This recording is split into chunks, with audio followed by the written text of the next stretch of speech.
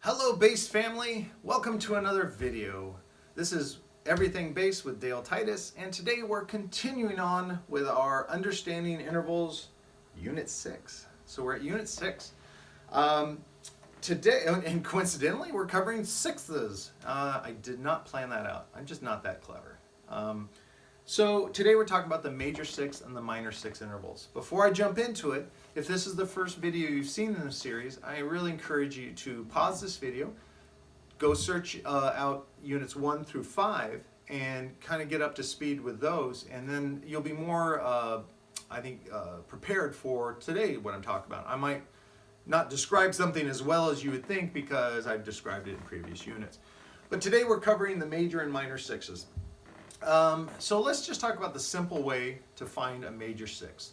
If you're playing the tonic, and here I'm playing the C, 3rd fret of the A string, and you want to play a major six, you go up in pitch 2 strings, and you go back in pitch 1 fret. So you go 1, 2, and then back 1.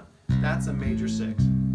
Another way to look at it is to play through the major scale and count the notes as you play them. So you go 1, 2, 3, 4, 5, 6.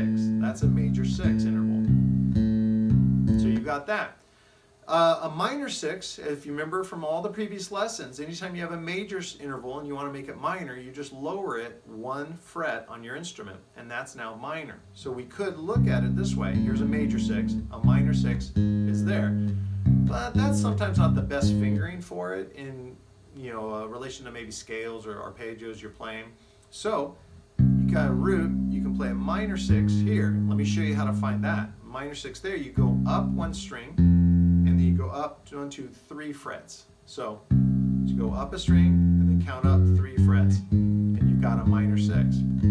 Another way I always, it helped me to remember the minor six is also to think that the perfect fifth is right here. In this case, I'm playing a C and a G. And if I just go up 1 fret, that's the minor six. So we've got the minor six interval there. So as in previous units, play a major six interval, minor six interval. You can play the alternate. That's fine too. It's as valid. It just might not be like some of the scales I show you. That's probably not the fingering I'll use. If the scale includes a minor six, it'll most likely be here. Spoiler, it will be there. So practicing this. Make sure you understand how to play the major six and minor six by itself. Just play them all over the instrument. Try different roots every day. You know the suggestions I've made, and then fold it into all the intervals we've covered so far. Fold it into the octave, the fifth, the major third, the minor third, the major seven, the minor seven, the major second, the minor second, now the major sixth and the minor sixth. So if you do that, you've really gotten most of the way through all the intervals that are between a root and an octave. So add that in, practice it, move the roots, listen to it. I haven't talked about this in previous units, but if you're someone who likes to practice in front of the TV with the TV on and you're playing the bass acoustically, it's just, you're getting part of the information. As I said in a previous lesson, if you can say the interval names as you play them, that actually engages a different part of your brain, I guess, but it helps you memorize it. That's not just a wild concept. It's actually a proven concept, and I've proven it on my own. There's other guys smarter than me that have written books about it, but when you verbalize as you're memorizing, you actually you're more successful, and I've seen that with my private students. Having them say the intervals out loud while they play them by far makes them retain it better, and they have a better experience in this. So that's very good. I want to make sure you understand that. So I really encourage you to dive into these, roll up your sleeves, listen to them, play the notes so you can hear what a major six sounds like. You can hear a minor six. One of your goals as a bass player is to be able to learn bass lines faster and melodies faster off of a recording without having any sheet music, the best step is to understand what intervals sound like. The distance from a tonic to any note, what that interval sounds like. That will make it easier for you to learn to bass lines off of just listening to the original recordings, okay?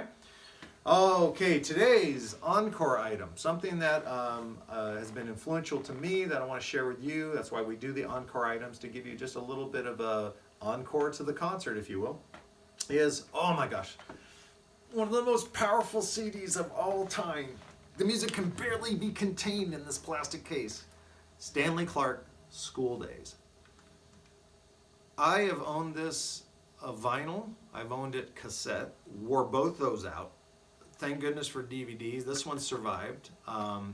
I absolutely love this. This is, if you were to look back at the timeline of our instrument, this recording would be actually a major event that changed the future of the bass.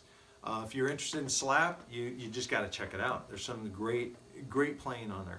But don't just go there for this, because there's great upright playing. There's great compositions. His solo in School Days still makes my head spin.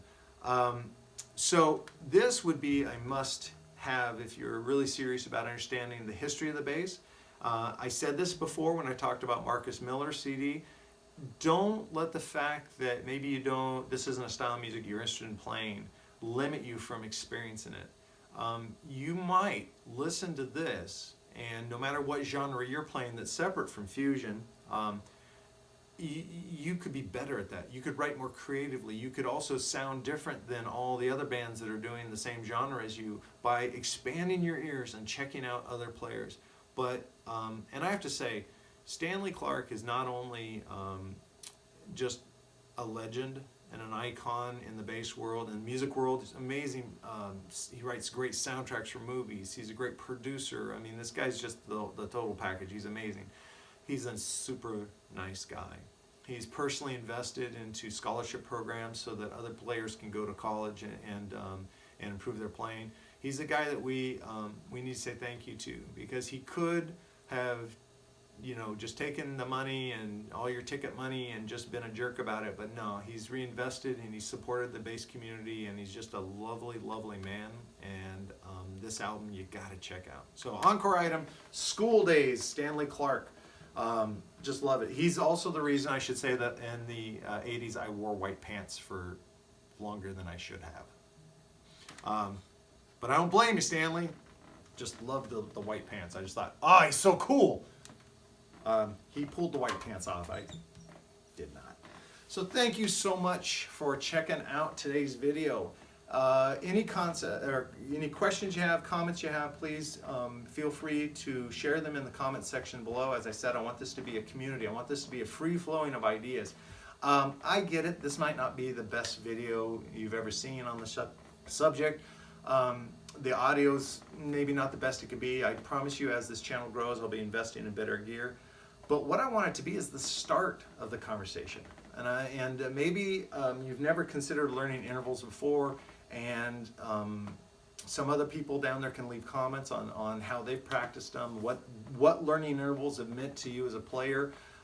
If you don't get it, you're like, hey man, I don't get it. I've done the videos, I don't get it. Maybe we all can just have a conversation down in the comment section and really maybe explain it better. I'm not perfect by any means. I'm just doing the best I can.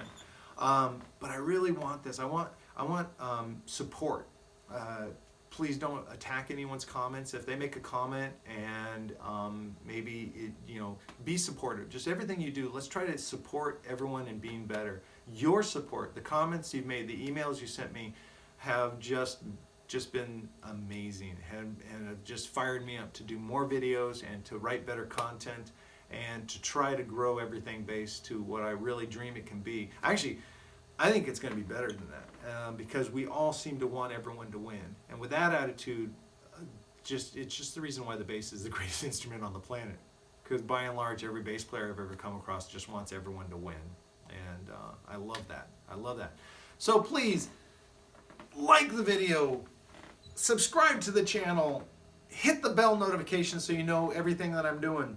And if you have the means, please go to patreon.com, Everything Bass with Dale Titus, and support the channel. By subscribing, you'll get access to all the printed material that I have. You can actually print it out. There'll be PDFs, or there are PDFs on there that you'll be able to download. There'll be some audio files and things that can help your practice time, maybe make it more interesting, more valuable. There'll be some member exclusive stuff I'll do just to say thank you for you guys being able to support me. I promise you that money is going right back into the channel. We're going to really grow this, get better audio equipment, get better video equipment. I'm planning on some giveaways, so your subscription would help finance some giveaways, which would be a lot of fun. So it means a lot to me. I just thank you for the support. I was nervous starting this channel. It's been a long time since I did my last YouTube channel, and I just thought maybe I'm too old to do this, or maybe no one wants to hear what I have to say. I just thank you for supporting me, and thank you for your comments. There's constructive ones. Thank you for those, because give me suggestions on, hey, if you could do this, if you could do this. I know I talk fast sometimes, so I'm hearing you guys. I'm going to try to slow down. I'm also not above doing a second version, a reboot of a lesson. Let's say if Understanding Intervals Unit 6, I just screwed it up. I will do a reboot of that. I'll leave the original up, but I'll do another version of it and maybe incorporate some of your ideas. So I thank you so much. You guys are awesome. You're my family, and I love each and every one of you. Thanks.